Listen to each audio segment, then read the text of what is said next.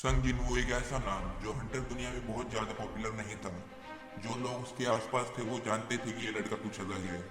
आज वो अपने रैंक की ऑफिशियल टेस्टिंग के लिए आया है और जो कुछ होने वाला है उसके बाद पूरी दुनिया हिल जाने वाली है।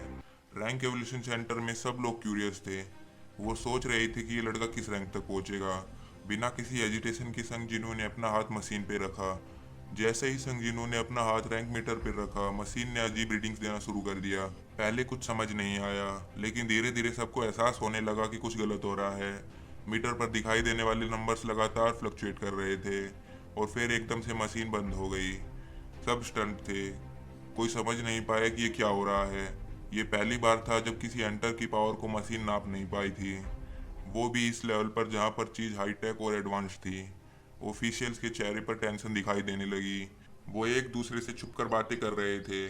छोटे रैंक के हंटर काफ़ी डरे हुए थे, जबकि कुछ समझने की कोशिश कर रहे थे कि आखिर ये कैसे हो सकता है। फिर एक ऑफिशियल कहता है, ये इम्पॉसिबल है, मशीन तो सब कुछ मेजर कर लेती है, फिर ये कैसे फेल हो गई। फिर दूसरा ऑफिशियल कहता है, शायद हमारे सामने एक ऐसा हंटर है जिसका लेवल बियॉन्ड इमेजिनेशन है, हमने कभी ऐसा कुछ देखा नहीं। लेकिन इस सब के बीच संग जिनवू पूरी तरह से काम था। उसके चेहरे पर ना तो कोई सरप्राइज था और ना ही कोई डर। उसने बस शांति से अपना हाथ मशीन से हटाया और एक कदम पीछे लिया। रूम में छाया सन्नाटा अब अनबियरेबल हो चुका था। फिर इतना केओस देखकर एस रैंक हंटर चोई जंग इन की एंट्री होती है। वो संगजिनू को देखते हुए कहता है, क्या तुम ही वो एस रैंक हंटर हो जिसका माना लेवल मशीन नहीं नाप पा रही है। आई गेस तुम कोरिया के 10th एस रैंक हंटर हो। दूसरी मशीन की कोई जरूरत नहीं है, ये अनडाउटली एक एस रैंक हंटर है। चोई जंगिन संग जिनवू को अपने गिल्ड में ज्वाइन करने का ऑफर देता है। चोई जंगिन को लगता है कि संग जिनवू के स्किल्स उसके गिल्ड को बहुत ज़्यादा फायदा पहुंचा सकते हैं। संग जिनवू चोई जंगिन के ऑफर को पोलाइटली रिजेक्ट कर देता है।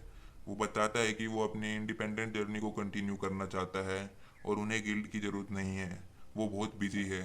जैसे ही संग जिनवू ऑफिस से निकलते हैं, बी क्यूनोहो रस करके आता है।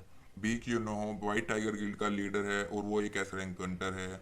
वो सोच रहा था अगर वो संग जिनवू को रिक्रूट कर लेता है तो उसकी गिल्ड वर्ल्ड की सबसे स्ट्रॉन्गेस्ट गिल्ड हो जाएगी। फिर उसकी गिल्ड में 3 एस रैंक हंटर हो जाएंगे।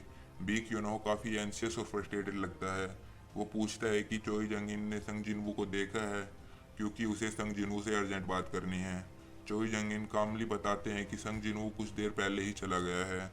वो बी क्यूनोहो की अर्जेंसी देख के समझ जाता है कि इसे भी संग जिनवू के बारे में पता चल गया है कि वो एक एस रैंक हंटर है। बी क्यूनोहो संग जिनवू को ढूंढने के लिए जल्दी से ऑफिस से बाहर निकल जाता है। उसकी अर्जेंसी और टेंशन दिखाई दे रही थी, पर संग जिनवू पहले ही जा चुका था। चैप्टर के एंड में चोई जंगिन संग जिनवू के बारे में सोचता है। वो संग जिनवू की पावर और उसकी जर्नी को लेकर इंटरेस्टेड लगते हैं। ये था वो पल जब दुनिया ने संग जिनवू की असली पावर का एक छोटा सा अनुमान लगाया। आगे क्या होगा जब ये पावर पूरी दुनिया के सामने आएगी। Stay tune for more update and epic moment from solo leveling. Don't forget to like, share and subscribe.